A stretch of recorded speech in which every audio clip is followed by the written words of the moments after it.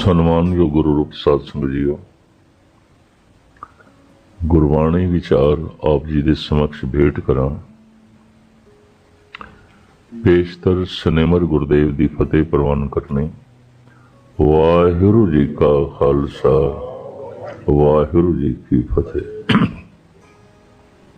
ਵੈਸਾਖ ਧੀਰਨ ਕਿਉ ਵਾਡੀਆ, ਜਿਨਾ ਪ੍ਰੇਮ ਵਿਸ਼ੋ। ਹਰ ਸਾਜਨ ਪੁਰਖ ਵਿਸਾਰ ਕਾ,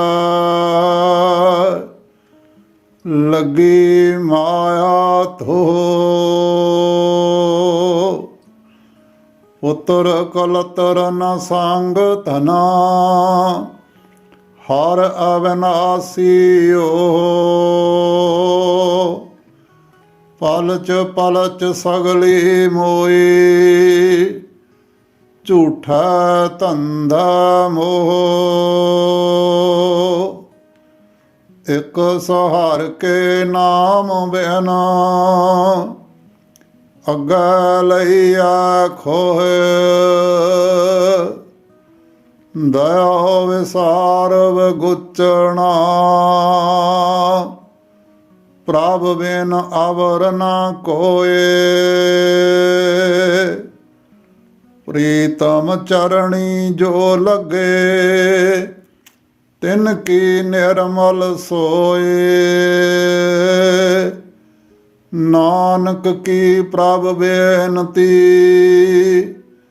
ਪ੍ਰਭ ਮਿਲੋ ਪ੍ਰਾਪਤ ਹੋਏ। ਵੈਸਾਖ ਸੁਹਾਵਾ ਤਾਂ ਲੱਗਾ, ਜਾਂ ਸੰਤ ਭੇਟੈ ਹਰ ਸੋਏ।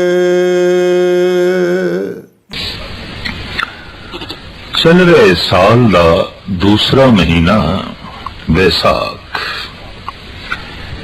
इस महीने का उपदेश करदे होया धन गुरु अर्जन देव जी महाराज इस 12 माह नामक बाणी विच फरमान करते ने, वैसाख के महीने दे उन्हां दे हिरदे विच धीरज किस तरह हो सकता है, जिन्हां दे हिरदे तो परमात्मा की दूरी है, वांडे है, एक पासे है परमात्मा। जिन्हां दे हिरदे विच प्रेम का विछोड़ा है, प्रेम उत्पन्न नहीं होया, प्रभु पैदा नहीं होया, प्रभु नाल संबंध नहीं जुड़िया, तो वैसाख का महीना ते बेसब्री पैदा करेगा। जीवन विच जल्दबाजी होवेगी, बेसब्री होवेगी, तबीयत विच कालापन होवेगा। हर साजन पुरख विसार के, लगी माया धो। वैसाख के महीने विच इसने परिपूर्ण परमात्मा नूं विसार क्यों दिता? प्रेम का विछोड़ा क्यों है? तो साहब कहते ने, वो जो सज्जन है, वो जो पूरे होया परिपूर्ण परमात्मा है, उन्हें इस वास्ते विसारे है कि धावना माया दी है। मनुख दोहां दे एक दे प्रभाव हेठ जीवेगा, या परमात्मा दे या माया दे। तर्ज जिंदगी दस देंदी है कि किस दे प्रभाव हेठ जी रहा है, और जिस दे प्रभाव हेठ जी रहा है उस वर्गे उसदे कर्म हो जाणगे। अगर मनुख परमात्मा दे प्रभाव हेठ जी रहा है तो उहदे कर्म परमात्मामई, उहदी सोचनी परमात्मामई, उहदी दृष्टि विच अमृत हो जाएगा, उहदी तकनी भी परमात्मामई, उहदे बोल भी अमृतमई होणगे, क्योंकि बोलां विच भी प्रभु आप होवेगा। पर जे ये माया दे प्रभाव हेठ जी रहा है तो इहदे बोलां विच भी माया, इहदी दृष्टि विच भी माया, इहदे हर कर्म दे माया का प्रभाव होवेगा। क्योंकि माया का अपना एक खास प्रभाव है, और बहुत सारी दुनिया इसी प्रभाव हेठ जी रही है। बार बार अवतारी पुरुषों नूं आके मनुख नूं समझाना पिया है कि तू छाया दे प्रभाव हेठ जी रहे हैं, जिसकी छाया है उसका प्रभाव कबूल कर। माया तो उसकी छाया है, महामाई ताकि है छाया। तो जो छाया के प्रभाव हेठ जीवे ते जिसकी छाया है उसका प्रभाव ना कबूल करे तो ये कोई सियाणप नहीं है, ये दानशमंदी नहीं है। पर इत्थे प्रश्न खड़ा होता है कि माया, ये संसार, ये पदार्थ जे वाकई परमात्मा की छाया है तो छाया का इतना प्रभाव क्यों है? दरअसल तपया होया भुखा ते प्यासा मनुख गर्मी का सताया होया अगर दरखत की छां थले आ गया है तो कुछ चैन मिलता है, कुछ सुख मिलता है। भावे भुख नहीं मिटती, भावे प्यास नहीं मिटती, पर तपश दा थोड़ा जिहा दुख मिटे है। तो छाया दा बस इतना ही प्रभाव है, माया दा बस इतना ही प्रभाव है। भुख ते उदों मिटेगी जब दरखत का फल नसीब होगा, भुख ते प्यास उदों मिटेगी जब ये फल झोली विच पवेगा। फल परमात्मा का नाम है, ईश्वर का नाम ये फल है और ये सारिया भुखा नू शांत कर देंदा है। साच नाम आधार मेरा जिन भुखा सब गवाइया, सारिया ही भुखा मिट गईया, सारे दुख संताप नस गए क्योंकि परमात्मा दे नाम दी ये बरकत है, ये उसकी महानता है। तो साहब फरमान तय करते ने जेड़े माया दे प्रभाव हेठ जी रहे ने वो सज्जन नू भुला देंदे ने। माया का फिर रूप की है? पुत्र कलित्र न संग धना हर अविनाशी ओ। पुत्र उदों माया बन जाता है जब परमात्मा दे विचकार दीवार बन जाए। स्त्री उदों माया बन जाती है जब मनुख दे विचकार ते परमात्मा दे विचकार दीवार की तरह खड़ी हो जाए। धन भी उदों माया है जब परमात्मा की याद विच ये दीवार की तरह खड़ा हो जाए ते परमात्मा नू याद ना करन देवे। हर ओ रंग रूप माया है जो परमात्मा तक जान ना देवे, उदी याद विच बाधा खड़ी कर रहे। अगर पुत्र सहायक है, मददगार है परमात्मा की याद विच तो पुत्र माया नहीं है। अगर स्त्री सहायक है, मददगार है, अमृत वेले उठण विच मदद कर रही है, बाणी पढ़न विच मदद कर रही है, प्रभु की याद दे सहायता दे रही है, तो स्त्री माया नहीं है, प्रभु की बख्शिश, इति उसकी रहमत। और धन भी जैसे जैसे घर विच वधदा जा रहा है, हृदय विच धर्म वधदा जाए, परमात्मा की याद वधदी जाए और धन करके दान दियां बिरतियां भी वधियां जान तो ये धन माया नहीं है, ये ते सहायक हो गया, ये ते मददगार हो गया। तो माया कईयां दी दासी है, कईयां दी मालकन है। गुरबाणी विच इस तरह के दो रूप बयान किए गए ने। माया दासी भगतां की कार कमावे। ये भगतां दी दासी है लेकिन संसारियां दी ते मालकन है। संसारियां दे आम जो इसके प्रभाव हेठ जीवदे ने, माया उन्हां दे सिर ते बैठती है ते जो परमात्मा दे प्रभाव हेठ जीवदे ने, माया उन्हां दे कदमां दे थल्ले होंदी है। जिस दे कदमां दे थल्ले माया है, गल स्पष्ट हो गई, ये परमात्मा दे प्रभाव हेठ जी रहे है, इस दे मस्तक ते परमात्मा दा ज्ञान है, उसका हथ है। और जिस सिर दे उत्ते माया आन बैठी है तो एक गल स्पष्ट हो गई, इसकी जिंदगी दे परमात्मा नदारत है। पुत्र, स्त्री, धन संपदा सारे दे सारे परमात्मा दे विचकार दीवार बन के जो है खड़े हो गए ने। साहब कने सारे दे सारे तेरी अखां दे सामने ओजन होने वाले ने। इन्हां दे चों बारी बारी संबंध दे टुटदे हां, देर नहीं लगती। अविनाशी ते केवल एक परिपूर्ण परमात्मा है। पलच पलच सगली मोई झूठे धंधे मोह। माया दे धंधियां दे खज्जल ख्वार होके आखिर एक दिन रूहानी मौत हो जाती है और नाले शारीरिक मौत हो जाती है। इस तरह खज्जल ख्वार होके अपना जीवन व्यर्थ गवा छड़ता है। इकस हर के नाम बिन अगे लईए खोन। परिपूर्ण परमात्मा का इको ही नाम जो नाल जाता है, इस तो इलावा जो कुछ भी कोल है सारा खो लिया जाता है। न जमीन नाल जाती है, न मकान, न स्त्री नाल जाती है, न पुत्र, न धन संपदा नाल जाती है, न यार दोस्त। एक सदैवी नाल रहने वाला है परिपूर्ण परमात्मा का नाम। पर मनुख की गफलत जो सदा अंग संग है, इत्थे ते उत्थे है, उस नाल कोई रिश्ता नहीं जोड़िया। ते जिन्हां दा संग वक्ती है, जिन्हां दा आसरा भी वक्ती है, जिन्हां दी नेड़ता वक्ती है, आरजी है, उन्हां दे आले दुआले ये भटक रहा है और सदैवी उन्होंने अपना संगी समझ बैठा है। साहिब कन नहीं इकस हर के नाम बिन अगे लइए खोए। जैसे इस संसार तो अगे चलना होता है, सब कुछ खो लिया जाता है, सब कुछ इत्थे रह जाता है। दो विसार विगुचना प्रभ बिन अवर न कोए। परमात्मा नूं विसार के आखिर विगुचना ख्वार ही होना होता है, प्रभ बिन अवर न कोए। और इस ख्वारी नूं परमात्मा तो बिना होर कोई नहीं मिटा सकता। इस दुख नो, एक संताप नो, एक परिपूर्ण परमात्मा तो इलावा कोई नहीं दूर कर सकता। इस वास्ते धन गुरु अर्जन देव जी महाराज उपदेश करते हैं, फरमान करते ने, प्रीतम चरणी जो लगे तिनकी निर्मल सोए। वैसाख दे महीने विच जो परमात्मा दे चरणी लगते ने, उन्हां दी शोभा अति निर्मल होंदी है, उन्हां दी वडियाई अति निर्मल होती है। नानक की प्रभ बेनती प्रभ मिलो परापत होए। धन गुरु अर्जन देव जी महाराज दसते ने, वैसाख के महीने विच इंज जोदड़ी करया कर, नानक की प्रभ बेनती प्रभ मिलो परापत होए। हे परिपूर्ण परमात्मा, तेरे चरण कमलों विनय है, प्रार्थना है, तू मिल, तू नेड़े आ।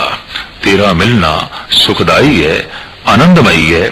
वैसाख सुहावा तां लगे जा संत भेटे हर सोए।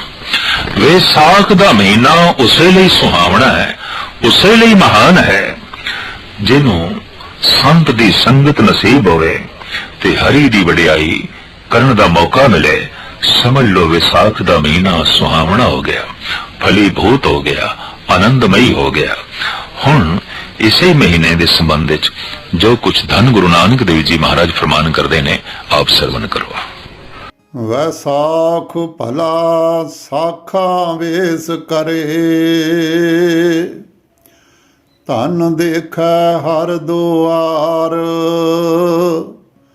आप हो दया करे।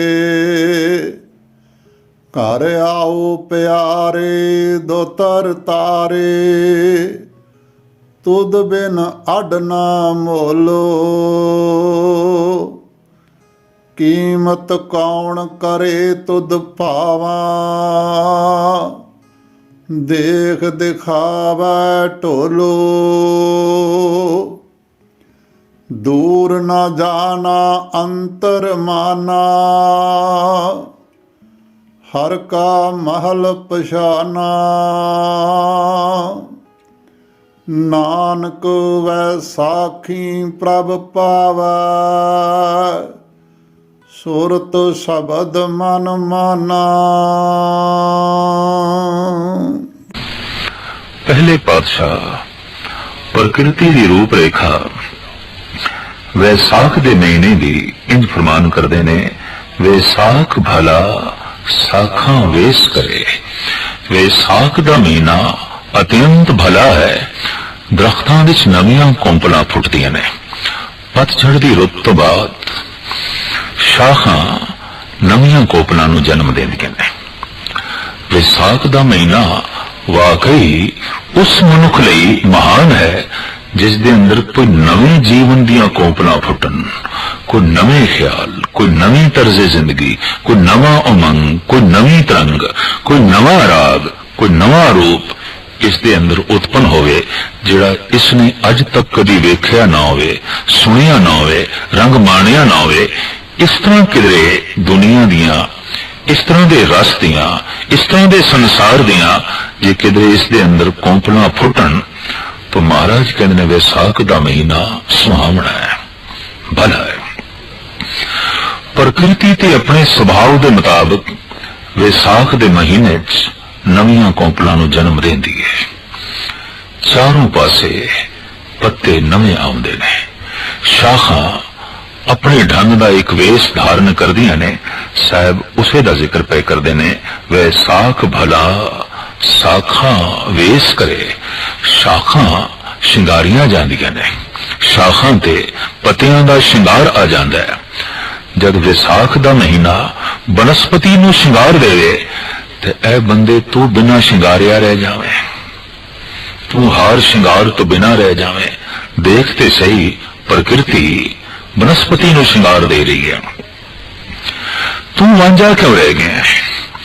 ये नवीं कौंपला तेरे अंदर क्यों नहीं फुटियां? ये नवे उमंग, ये नवे तरंग, ये नवा वेश, ये नवा शिंगार, ये नवी दुनिया की झलक तेरे अंदरों क्यों नहीं पैदा हुई? दरअसल परमात्मा सदैवी नित नवा है। साहिब मेरा नीत नवा सदा सदा दा आधार। जद कोई उसका चिंतन करता है तो नित नवियां उमंगा, नित नवे अनुभव, नित नवे गीत, नित नवे संगीत दियां धुना उसके अंदरों जन्म लेंदियां ने। और इतनी नवीनता की वर्षा होती है, वो बिस्माद हो जाता है, आश्चर्यता की दुनिया विच खो जाता है। उसी हालत विच ये बोल निकल पैंदे ने, बिसम बिसम बिस्मे ही भई है लाल गुलाल रंगारे, कहो नानक संतन रस आई है ज्यों चाक गूंगा मुस्कारे। तो शायद फरमान पे करते ने, धन गुरु नानक देव जी महाराज का दिल दिमाग एक कवि का हृदय है, एक कवि का दिमाग है। अकाल पुरख ने जिथे आप नूं संदेश देने लई चुनिया है, उथे गुरु नानक देव जी महाराज अकाल पुरख का संदेश गीतां दे राही, संगीत दे राही जगत की झोली विच पा रहे ने। धन सो राग सुरंगड़े अलापत सब दिख जाए।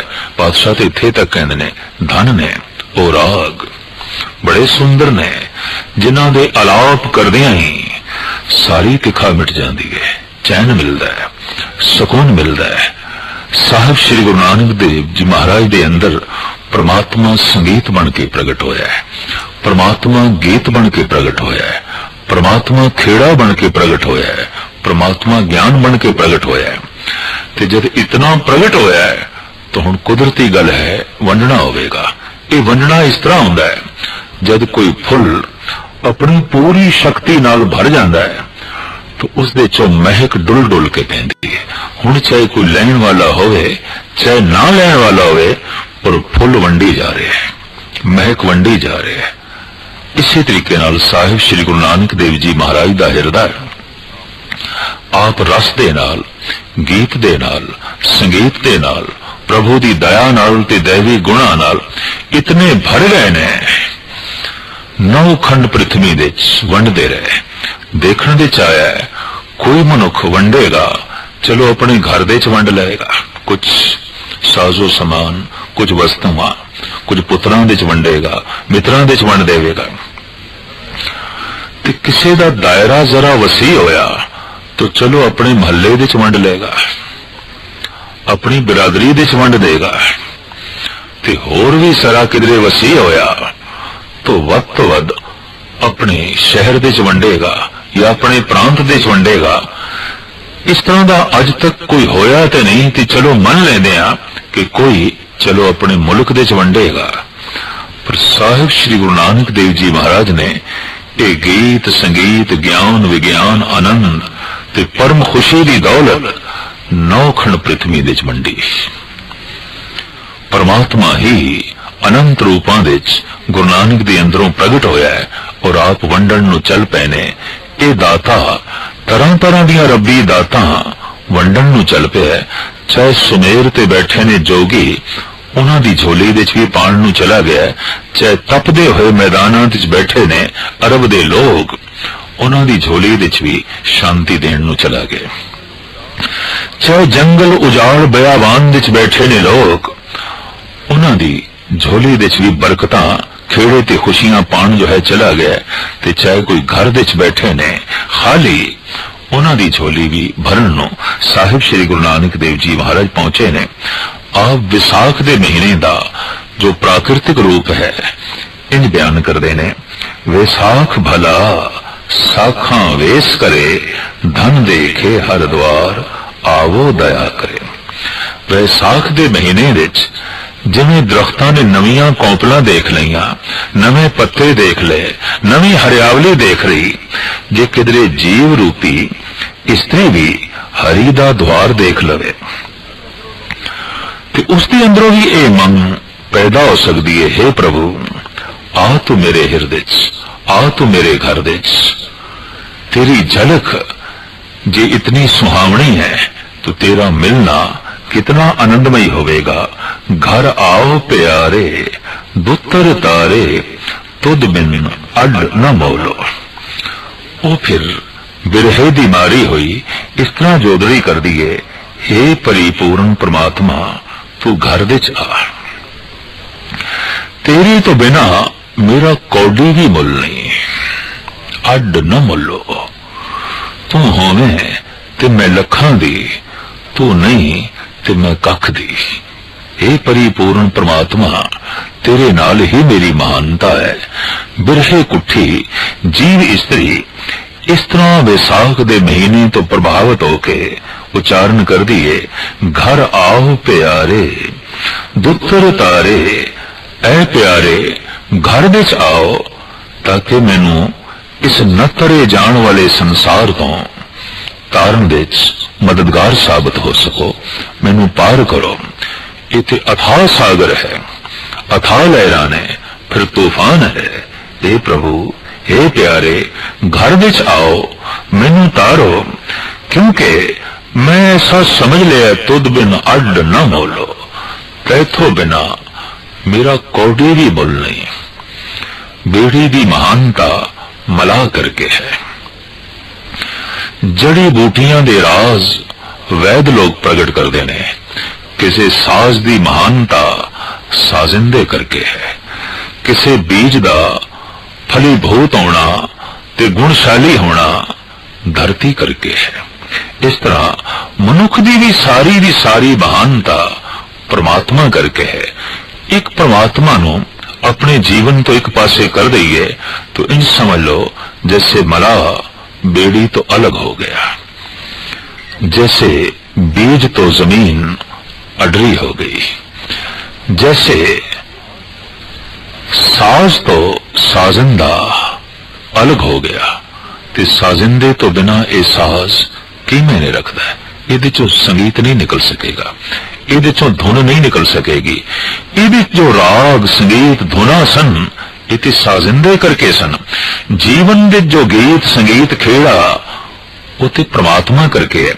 इस वास्ते आख्या गया तू ते परमात्मा दी बंसरी बन जा, परमात्मा दा साज बन जा, उहदे होंठां नाल लग जा, ताकि उसदी हवा उसदी प्रेरणा तेनू ऐसे छूए कि तेरा जीवन संगीतमयी हो जाए। साज उदों संगीतमयी हो जाता है जब साजिंदे दे हथ छूंदे ने, साजिंदे दे होंठ छूंदे ने, तो साज एक महान आवाज नू जन्म देंदा है। यकीन जानो जद हिरदे नू परमात्मा छूंदा है और जद कोई साज दी तरह अपने आप नू परमात्मा दे इंज हवाले कर देंदा है जिवें कि साज साजिंदे दे हथां जो है चला जाता है, तो वाकई उस मनुख की जिंदगी संगीतमयी हो जाती है। ये तो एक प्रतीक ने कि बांस दी पौंगरी बांसुरी बन गई, कृष्ण दे होंठां ने छोई, वो तरह तरह दे संगीत नू जन्म देने लग पई। यकीन जानो जद भी कोई साज की तरह बन जाए ते परमात्मा दे होंठां नाल लग जाए, परमात्मा दे अंग नाल छो जाए, तो उसदे बरकत भरे हथ उसदे अमृतमयी चेहरे दे नाल उस साज दे चों जिहड़ी आवाज पैदा होंदी है उसे नू वेद कहंदे ने, उसे नू पुराण कहंदे ने, उसे नू अंजील कहंदे ने, उसे नू कुरान कहंदे ने। और धन गुरु ग्रंथ साहब जी महाराज दी ए बाणी इते सारे दे सारे खसम दे बोल गुरु नानक देव जी महाराज ते आप कहंदे ने जैसे में आवे खसम की बाणी तैसरे करी ज्ञान वे ला लो। इति परमात्मा आप बोले है, इते उसदी मेहर उसदी बख्शिश मेहनत एक साज सी उसने बजाया है, ये गीत निकले है, ये संगीत निकले है। ते जब भी कोई परिपूर्ण परमात्मा नु इंज अर्पण करता है जैसे कोई साजिंदे दे हथां जो है चला जाता है, वाकई उस मनुख की जिंदगी संगीतमयी हो जाती है, गीतमयी हो जाती है, आनंदमयी हो जाती है। इस वास्ते धन गुरु नानक देव जी महाराज फरमान पे करते ने, हे परिपूर्ण परमात्मा तैथों बिना मेरा कौडी भी मुल नहीं, कीमत कौन करे तुद भावा देख दिखावे तोलो। हे परिपूर्ण परमात्मा जे कोई तेरा दीदार करावे दिखावे उस ढोल दे दर्शन करावे तो कौन कीमत पा सकता है, कौन मुल दे सकता है, तू ते अमुल है। ते जेड़ा दिखावे जेड़ा उस पासे दी प्रेरणा देवे वो भी इतना महान है कि उसकी भी कीमत नहीं पाई जा सकती। साहिब श्री गुरु नानक देव जी महाराज पढ़हंस राग दे एक शब्द दे फरमान करते ने, तैं साहिब की बात जे आखे कहो नानक क्या दीजे। जिस प्यारे दी मैनू कोई गल सुनावे, उसदे गीत सुनावे, उसदी गली दा पता दसे, उसदे घर दा ठिकाना दसे, तो फिर उसनू नजराना की दईए, उसनू भेटा की दईए। ये गुरु नानक ने एक सवाल खड़ा किया है और इस सवाल का आप ही जवाब देंदे ने। तैं साहिब की बात जे आखे कहो नानक क्या दीजे, सीस वडे कर बैसन दीजे विण सिर सेव करीजे। सिर नू कट के उन्होंने बैठन लई थां दईए, वो किसी इट ते ना बैठे, पलंग ते ना बैठे, सिर ते बैठे। और सिर तो बिना जिहड़ा धड़ है ये उसकी सेवा च जुड़ जाए, हथ पैर उसकी सेवा च जुड़ जान ते सिर उसदे बैठन लई सिंहासन बने। किस दे? जो परमात्मा दी गल केवल सुनावे, उसकी गली दा पता दस दे, उसदे घर दे चक्र चैन दसे। साहिब श्री गुरु नानक देव जी महाराज दा बिरही हिरदा इतना सदके जांदा है उस तो तैं साहिब की बात जे आखे कहो नानक क्या दीजे, सीस वडे कर बैसन दीजे विण सिर से करीजे।